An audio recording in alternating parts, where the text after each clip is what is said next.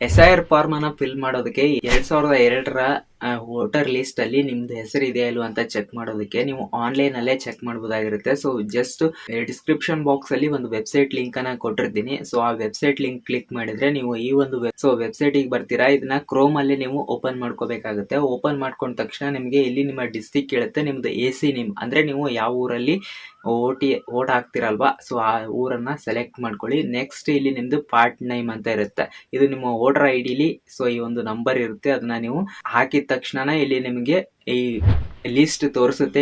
So ಈ list ಅಲ್ಲಿ ನೀವು ಇದ್ರೆ ಅಲ್ವಾ ಅಂತ ನೀವು ಚೆಕ್ ಮಾಡಬಹುದಾಗಿರುತ್ತೆ ಈ ತರ. ಬಟ್ ಇದನ್ನ ನೀವು ಡೌನ್ಲೋಡ್ ಕೂಡ ಮಾಡ್ಕೋಬಹುದು. 3 ಡಾಟ್ ಆಪ್ಷನ್ ಕ್ಲಿಕ್ ಮಾಡಿ ಪ್ರಿಂಟ್ ಆಪ್ಷನ್ ಮೇಲೆ ಕ್ಲಿಕ್ ಮಾಡಿದ್ರೆ ಸೊ ಇಲ್ಲಿ ನಿಮಗೆ PDF ಆಪ್ಷನ್ ಬರುತ್ತೆ, ಅದನ್ನ PDF ಮಾಡ್ಕೊಂಡ್ರೆ ನಿಮ್ಮ ಮೊಬೈಲ್ ಅಲ್ಲಿ ಇದು ಸೇವ್ ಆಗುತ್ತೆ. ಈ ತರ ನೀವು 2002ರ ವೋಟರ್ ಲಿಸ್ಟ್ ಅನ್ನ ಡೌನ್ಲೋಡ್ ಮಾಡ್ಕೋಬಹುದು.